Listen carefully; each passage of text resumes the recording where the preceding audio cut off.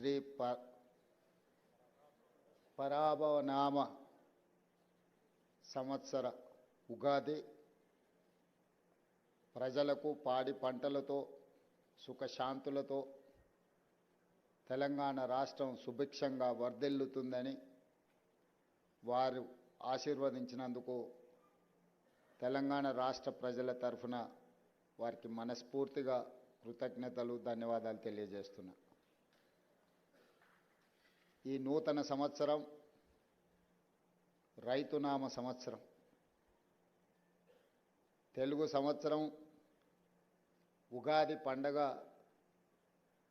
ప్రధానంగా వ్యవసాయదారులకు, వ్యవసాయాన్ని నమ్ముకున్న రైతులకు, రైతు కూలీలకు ఇది ఒక గొప్ప పండగ. తెలంగాణ రాష్ట్రంలో వ్యవసాయాన్ని లాభసాటిగా చేసి రైతును రాజును చేయాలన్న లక్ష్యంతోనే మా ప్రభుత్వం ప్రధానంగా ముందుకు వెళ్తుంది. మా ప్రభుత్వం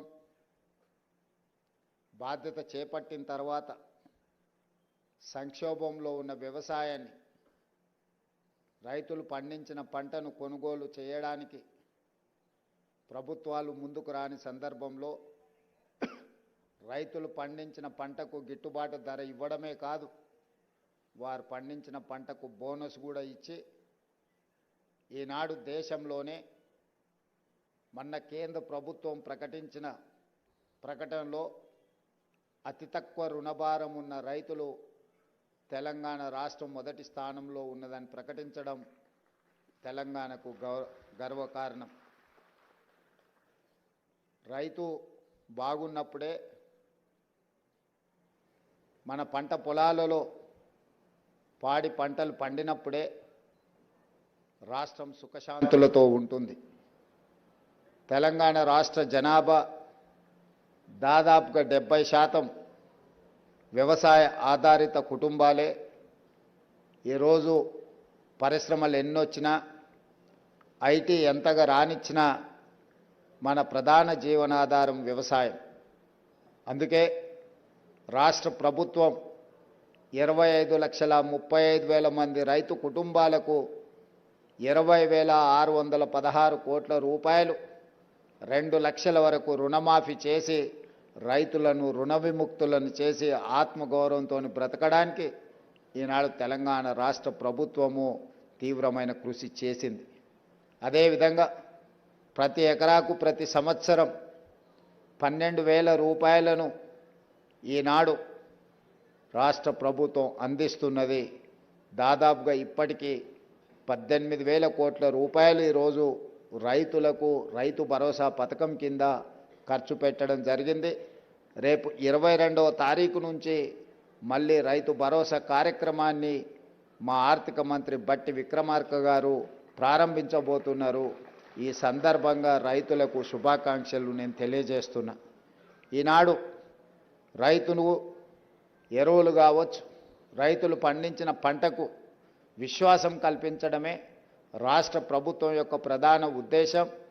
ఈ రాష్ట్రంలో ఉచిత కరెంటు రైతులకు అందించిన, రైతు పండించిన పంటకు గిట్టుబాటు ధర ఇచ్చిన, రైతులకు రుణమాఫీ చేసిన, రైతులకు రైతు భరోసా కార్యక్రమాన్ని అమలు చేసిన, రైతుల కోసం రైతు బీమా పథకాన్ని అమలు చేసిన, ఇవన్నీ కూడా రైతు సంక్షేమం కోసం, ఈనాడు రైతుల అభివృద్ధి కోసం మా రాష్ట్ర ప్రభుత్వం పాటుపడుతున్నది.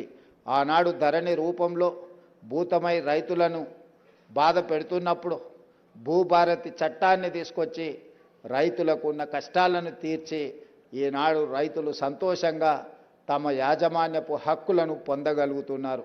సాదా బైనామాలకు సంబంధించి కూడా వ్యవసాయ భూములకు వాళ్ళు కొనుగోలు చేసిన వాటిని కూడా తొందరలోనే పరిష్కారం చూపించబోతున్నది మా రెవెన్యూ శాఖ అని చెప్పి ఈ సందర్భంగా నేను ఈ తెలంగాణ రాష్ట్ర రైతులందరికీ ఉగాది సందర్భంగా తెలియజేయదలుచుకున్నాను. అందుకే రాష్ట్ర ప్రభుత్వం రైతుల కోసం చేస్తున్న ప్రయత్నాల్ని, రైతుల కోసం నిర్మిస్తున్న సాగునీటి ప్రాజెక్టులను, అదేవిధంగా ఈనాడు రైతుల సంక్షేమం కోసం మేము అమలు చేస్తున్న పథకాలన్నీ కూడా దేశంలోనే తెలంగాణ ప్రతిష్ట పెంపొందిస్తుంది. సంతోష్ కుమార్ శాస్త్రి గారు చెప్పినట్టుగా ప్రభుత్వము ఎల్లవేళలా అప్రమత్తంగా ఉంటుంది. ప్రకృతి వైపరీత్యాలను ఎదుర్కొని ఈ సంవత్సరం మంచి వర్షాలతోని ఎక్కడ తుఫాన్లు కానీ సునామీలు కానీ రాకుండా ఉండాలి అని ఆ భగవంతుడిని ప్రార్థిస్తూ మీ అందరి దగ్గర సెలవు తీసుకుంటున్నాను. ధన్యవాదాలు మిత్రులారా.